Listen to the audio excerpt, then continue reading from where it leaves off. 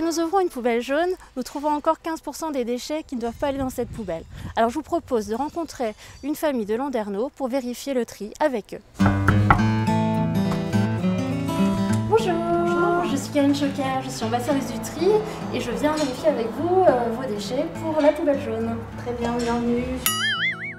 Alors voilà mes déchets que je pense recyclables.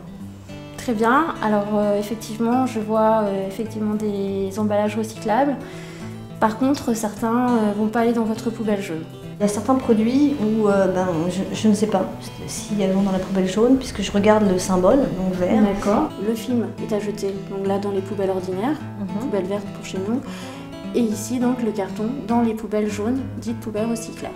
Donc ça c'est parfait. Par contre tout ce qui va être carton, cartonnette, tel qu'il est là, vous pouvez le jeter dans votre poubelle jaune. Un carton dont le contact, je prends souvent l'exemple d'une pizza justement. Alors celle-ci, il me semble qu'elle est congelée, donc il y a un film d'emballage, donc le carton reste propre. Par contre, vous allez acheter une pizza sur un marché par exemple, la pizza aura été elle-même sur le carton va être souillé, va être gras, donc il ne sera plus recyclable pour nous. Donc là c'est des cartonnettes, donc pas de souci. Hein. Carton, ça peut être en contact, vous avez toujours donc ce petit renseignement qui vous dit que c'est à recycler dans vos poubelles jaunes. La bouteille d'eau, alors bouteille d'eau compressée, ça peut être bien, ça peut prendre un gain de place dans les poubelles jaunes. Par contre, à préférer de le compresser dans l'autre sens. On va l'écraser, on va refermer. Par contre, là je vois du verre. Alors effectivement, le verre est recyclable, mais pas dans les poubelles jaunes. D'accord. Voilà. Il y a des colonnes spéciales, des colonnes aériennes que vous pouvez trouver un petit peu partout dans votre commune. Donc ça, ce n'est pas du plastique recyclable. Le plastique, c'est uniquement bouteille ou flacon. Donc à mettre du coup dans la poubelle des ordures ménagères.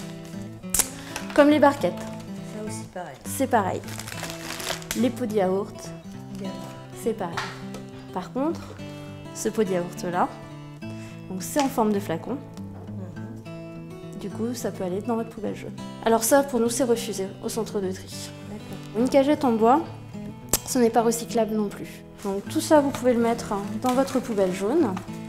Cet emballage-là, donc c'est un emballage plutôt plastique, donc il n'ira pas non plus dans la poubelle des recyclables. Souvent, dans les poubelles jaunes, on peut trouver une boîte en carton comme ça, avec par exemple une bouteille d'eau mise dedans, avec quelques échantillons de prospectus par exemple, et ça il faudrait éviter parce que du coup pour le centre de tri on ne peut pas dissocier en fait, c'est comme si c'était que du carton et non pas du papier, du carton et du plastique. De toute façon dès que vous avez un doute, le mieux ça sera plutôt de mettre toujours dans votre poubelle d'ordures ménagères. Ça va. C'est sûr? D'accord. Si ça va. Ça va? Oui. Je crois que t'as pas bien appris la leçon. Non.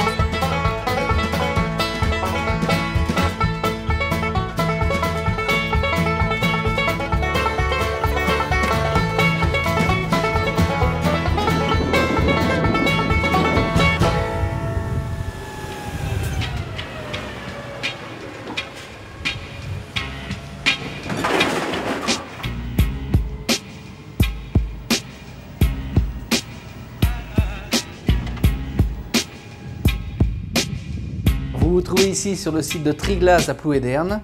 Triglass est un outil qui a été conçu et, et sur lequel a investi Sotraval pour les différentes collectivités du Nord Finistère afin de traiter la collecte sélective des déchets recyclables propres et secs.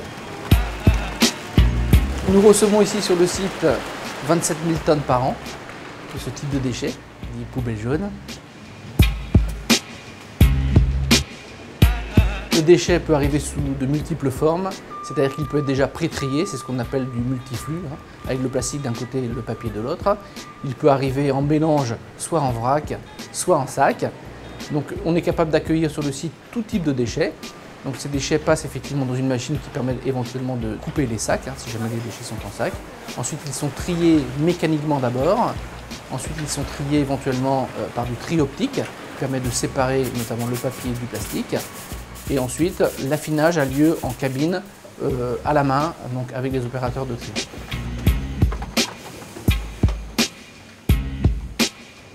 Donc tout ceci, effectivement, nous permet de sortir du matériau produit fini correctement séparés, avec un taux, on va dire, d'impureté très très faible, moins de 3% notamment sur le papier. Donc on va ressortir des produits qui vont aller chez les papetiers, donc tout ce qui est papier, journaux, revues, magazines. On va ressortir des plastiques, donc polyéthylène haute densité, et on va ressortir donc tout ce qui est métal, aluminium, carton, donc différents produits donc, qui sont recyclés et qui repartent effectivement dans une chaîne de reproduction donc de produits finis. Globalement, le traitement de ces recyclables propres et secs est d'un coût très nettement inférieur effectivement au traitement des ordures ménagères.